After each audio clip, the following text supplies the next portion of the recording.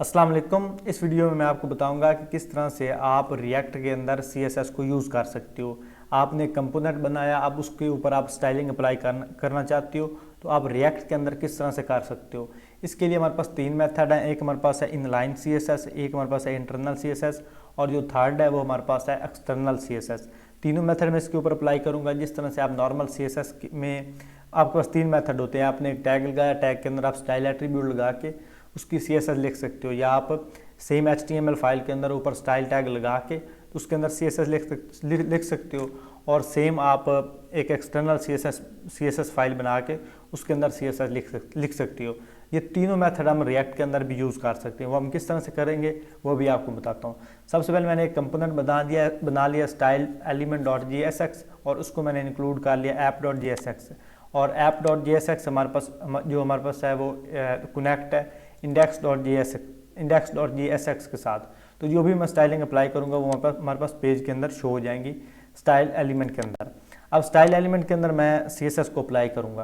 तो अगर ये आपको इस चीज़ की नहीं समझ आ रही तो आई थिंक आपने जो मेरे प्रीवियस लेक्चर्स हैं वो नहीं देखे, क्योंकि जो मेरे प्रीवियस लेक्चर्स हैं उनमें ये मेरा सेम फोल्डर स्ट्रक्चर चला रहा है। और इसी तरह से मैं फाइल जो है आपको मैंने कंपोनेंट बनाना सिखाया, कंपोनेंट को कनेक्ट करना, एक्सपोर्ट करना, इंपोर्ट करना, एक एक चीज़ समझाई है।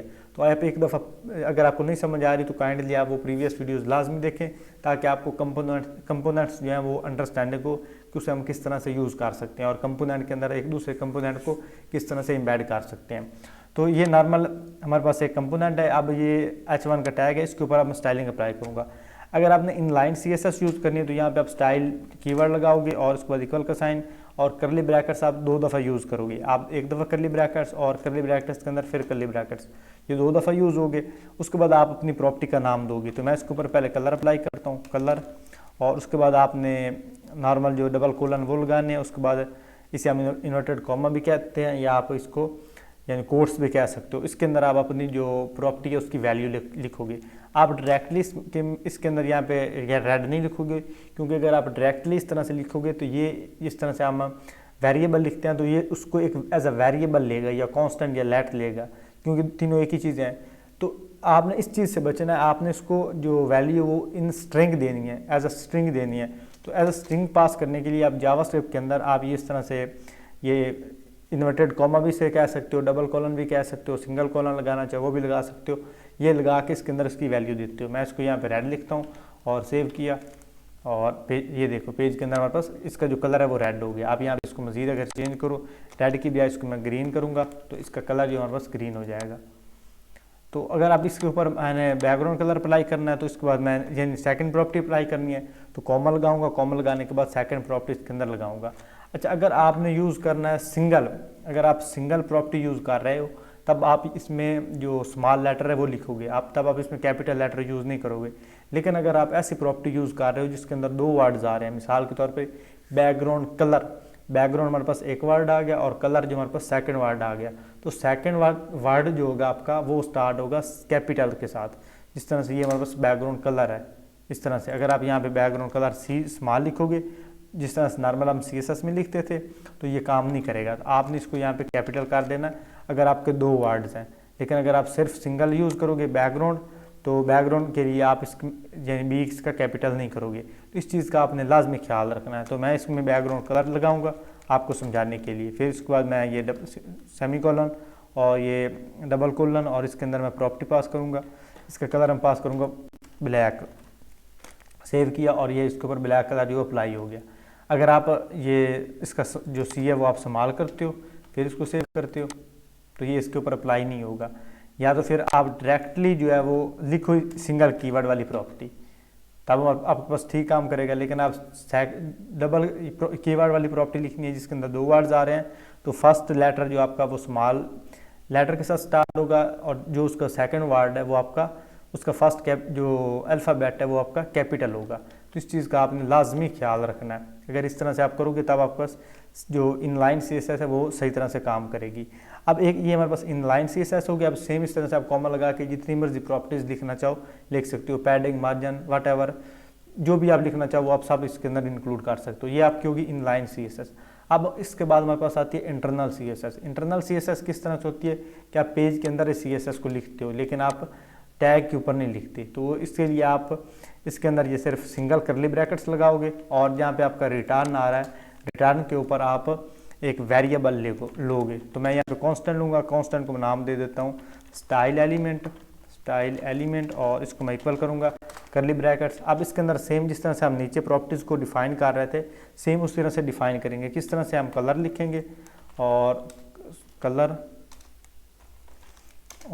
के बाद यहाँ इसमें सेमी कॉलन और इसके बाद डबल कॉलन के अंदर इसके हम वैल्यू जो वो पास करेंगे रेड। अब ये जो हमारे पास वेरिएबल का नाम है, इस वेरिएबल को यहाँ से कॉपी करूँगा और ये हमारे पास सिंगल जो करली ब्रैकेट्स हैं इसके अंदर लगाएंगे। अब इसके अंदर डबल ब्रैकेट्स नहीं यूज़ होंगी, सिंगल करली ब्रैकेट्स यूज़ होंगे और इसके अंदर इस वेरिएबल का नाम पास कर दूँगा। सेव किया और पेज को रीलोड किया तो इसके ऊपर ये CSS की जो मैंने प्रॉपर्टी यहाँ पे लिखी इसके ऊपर अप्लाई होगी। अब सेम इस तरह से अब सेकंड मैंने अगर इसके ऊपर प्रॉपर्टी लगानी है तो कॉमा लगाऊंगा, कॉमा लगाने के बाद इसके ऊपर सेकंड प्रॉपर्टी पास करूंगा। मैं इसके ऊपर बैकग्राउंड अप्लाई करता हूँ और बैकग्राउंड में इसका मैं कर देता हूँ, यहाँ पे हम कर देते हैं ब्लैक और इसको किया सेव ब्लैक। तो ये साथ में स्पेस दिया, ये एक चीज़ को काउंट करता है इसलिए, तो मैं इसके ऊपर डायरेक्टली कोड ही पास कर देता हूँ बैकग्राउंड। अच्छा इसमें आर नहीं लगा हुआ है बैकग्राउंड। अब इसके ऊपर ये जो CSS की प्रॉपर्टी को अप्लाई कर रहा है। अब सेम इस तरह से अगर मैंने डबल वर्ड्स वाली लगानी है, मिसाल के तौर पर फाउंट साइज लगाना है, तो मैं इस तरह से लगाऊंगा फाउंट और साइज़ का S लिखूंगा कैपिटल IZD साइज, फिर उसको सेमी कॉलन और डबल कॉलन के अंदर इसका मैं फाउंट साइज कंट्रोल करूंगा 32 पिक्सल। इसको सेव किया, फाउंट साइज 32 पिक्सल इसको, अच्छा मे बी ये एग्जैक्ट ही है, इसको 2 पिक्सल करते हैं। सेव किया, अब यहाँ परफेक्टली काम कर रहा है। आई थिंक वो उसका जो H1 है वो बनता ही इतना क्या 32 जितना बनता है। अब देखो इसके ऊपर जो फाउंट साइज है वो अप्लाई हो रहा है। सेम इस तरह से आप जिस तरह से मैंने आपको इनलाइन CSS बताई थी, सेम इस तरह से आप जो आपकी इंटरनल CSS है वो लिखी जाएगी। मतलब उसका अगर सिंगल प्रॉपर्टी है, सिंगल वर्ड वाली प्रॉपर्टी है तो स्मॉल में होगी, लेकिन अगर आपकी डबल वर्ड्स वाली है तो फर्स्ट जो वर्ड है उसका स्मॉल के साथ स्टार्ट होगा और जो लास्ट वाला होगा सेकंड वर्ड होगा वो आपका उसका सिर्फ फर्स्ट लेटर जो कैपिटल होगा, बाकी सारे स्मॉल होंगे।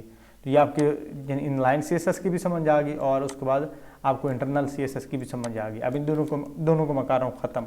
अब मैं यूज़ करूँगा एक्सटर्नल CSS। एक्सटर्नल CSS के लिए हम क्या करते हैं, एक CSS की फाइल बनाते हैं। आप सेम इसी फोल्डर के अंदर बनाना चाहो इस फोल्डर के अंदर बना सकते हो, इस फोल्डर से बाहर बनाना चाहो इस फोल्डर से बाहर बना सकते हो। तो मैं इस फोल्डर से बाहर आके यहाँ पे न्यू फाइल बनाऊँगा, आई थिंक ये कंपोनेंट के अंदर ही है।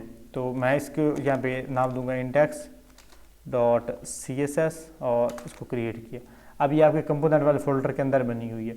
अब इसके ऊपर भी सेम इस तरह से मैं जो स्टाइलिंग है वो अप्लाई करूँगा। H1 जो यहाँ पे मेरे पास जो टैग का नाम है वो H1 है। सेम इस तरह से आप यहाँ पे क्लास यूज़ करना चाहो वो कर सकते हो, ID यूज़ करना चाहो ID यूज़ कर सकते हो। तो मैं यहाँ पे डायरेक्टली टैग को स्टाइल कर रहा हूँ। तो यहाँ पे आप सिंपल जिस तरह से नॉर्मल CSS लिखते हो वो लिखोगे। कलर रेड, बैकग्राउंड कलर इसका मैं कर देता हूँ येलो और उसके बाद फाउंट साइज येलो और फाउंट साइज का मैं कर देता हूँ 42 पिक्सल और साथ में हम पैडिंग कर देता हूँ 20 पिक्सल और सेव किया। अब इस जो हम आपकी index.css है इसके अंदर इस फाइल को आप यहाँ पे इंक्लूड कराओगे, जिस तरह से आप नॉर्मल HTML के पेज के अंदर CSS की फाइल को लिंक करते हो। तो यहाँ पे हम लिंक इस तरह से करेंगे कि आप यहाँ पे इंपोर्ट यूज़ करेंगे, इंपोर्ट और उसके बाद यहाँ पे डबल कॉलन के अंदर आप फाइल का URL दोगे और साथ में नाम। तो अगर आपका सेम फोल्डर है तो आप यहाँ पे डॉट लगाओगे और स्लैश लगाओगे और उसके बाद आप यहाँ पे फाइल का नाम लगाओगे index.css। सेव किया, ये इसके ऊपर आपकी CSS अप्लाई होगी। अगर इस फाइल को आप इस फोल्डर से बाहर रखोगे तब आपके पास जितने यानी आपके फोल्डर बैक होंगे उतने आप यहाँ पे डॉट लगाते जाओगे। अगर इसको आप मज़ीद इस CSS की फाइल को यहाँ से मैं काट यानी मूव करता हूँ और फोल्डर के बाहर रख देता हूँ। तो यहाँ पे मूव किया, इस फोल्डर के बाहर आ गई। अब इसको यहाँ पे मैंने ये हमारे पास एरर आ रहा है तो अब यहाँ पे मैं क्या करता हूँ एक डॉट और लगा देता हूँ। क्योंकि अब ये जो फाइल हमारे पास और बाहर आ गई है, मतलब एक तो हमारे पास कंपोनेंट फोल्डर के अंदर थी, उसके लिए आपने सिंगल डॉट और ये स्लैश लगाना था। अब एक फोल्डर बैक आ गया तो हमारा एक डॉट बढ़ जाएगा। अब एक फोल्डर और बैक आएगी फाइल तो एक डॉट हमारे पास और बढ़ जाएगा। तो इस तरह से डॉट लगा के आपने फाइल का जो पाथ है उसको आपने कंट्रोल करना होता है। तो ये आपका सिंपल फोल्डर स्ट्रक्चर। अगर आपने बेसिक HTML CSS भी सीखी हुई है तो आपको इन चीज़ों का पता होना चाहिए, और बहुत से लोगों को पता भी होगा, लेकिन जिनको नहीं पता वो इस चीज़ को एकदम एक दो दफ़ा प्रैक्टिस करोगे तब आपको इस चीज़ की अच्छे से समझ आ जाएगी। आई होप आपको वीडियो पसंद आई होगी और आपको CSS अप्लाई करने के वाले से कोई भी डाउट नहीं रहा होगा। ये सिंपल मैंने आपको सिंपल एक टैग के ऊपर बताया। आप इस तरह से आप पूरी वेबसाइट की CSS लिख सकते हो। आप हर कंपोनेंट के अलग अलग लिखना चाहो वो भी लिख सकते हो। एक एक्सटर्नल CSS फाइल बना के उसमें रखना चाहो वो भी कर सकते हो। या अगर आप इस तरह से कंफर्टेबल नहीं हो तो एक स्टाइल वगैरह फोल्डर बनाओ, जिस कंपोनेंट को आप डिफाइन कर रहे हो उस कंपोनेंट के लिए अलग से वही उसी कंपोनेंट के नेम से CSS की फाइल बना दो। तो जिस तरह से आप कंफर्टेबल हो, जिस तरह से आपको CSS लिखना आसान हो, वो सारे मेथड वैलिड हैं, सारे मेथड अच्छे हैं। जो मर्जी आप यूज़ करना चाहो वो कर सकते हो। मुझे अगर यानी कोई अच्छी स्टाइलिंग यानी अप्लाई करनी हो ज़्यादा, तो मैं तो प्रेफर करता हूँ एक्सटर्नल CSS को, क्योंकि वो यानी ज़्यादा प्रैक्टिस है हमारे CSS लिखने के ऊपर। तो एक्सटर्नल CSS जो है वो थोड़ा सा यानी वही वाला फील देता है। तो लेकिन आप इंटरनल भी यूज़ करना चाहो, इनलाइन तो वैसे बहुत कम ही यूज़ होती है। ये पहले ना ये बहुत ज़्यादा यूज़ होती थी, लेकिन अब ये इतनी ज़्यादा अच्छी प्रैक्टिस में नहीं गिनी जाती। अच्छी प्रैक्टिस यही है कि आप रिएक्ट के कंपोनेंट यूज़ कर रहे हो तो आप इंटरनल CSS यूज़ करो या एक्सटर्नल यूज़ करो। तो और अलग अलग आपके ये ना ज़्यादा CSS का ना बंच ऑफ ना हो, एक ही CSS की फाइल के अंदर सारी CSS ना लिखी हो, अलग अलग CSS की फाइल्स हो, या एक ही कंपोनेंट के अंदर इंक्लूड हो CSS हर कंपोनेंट की। तो ये भी फिर कंपोनेंट के अंदर आपने अगर चेंजिंग करनी हो तो वो मुश्किल काम हो जाता है। तो मैं प्रेफर करता हूँ कि जिस कंपोनेंट के अंदर काम कर रहे हो उस कंपोनेंट की अगर आपने CSS लिखनी है, एक अलग से CSS की फाइल बनाओ उसी नाम से और उसको इंक्लूड कर लो उस पेज के अंदर, उस कंपोनेंट के अंदर। तो वो आपके लिए बेस्ट मेथड आ जाता है। और सेम जिस तरह से हम नॉर्मल CSS लिखते आ रहे हैं उसी तरह से हम CSS लिखेंगे, उसी तरह से हम HTML लिखेंगे, सिर्फ यूज़ करेंगे रिएक्ट के components. That's it. I hope आपको वीडियो पसंद आई होगी। अगर वीडियो के वाले से आपका कोई भी सवाल हो तो नीचे कमेंट सेक्शन में पूछ सकते हो, और इंशाल्लाह मिलते हैं अगली वीडियो में। तब तक के लिए अल्लाह हाफिज़।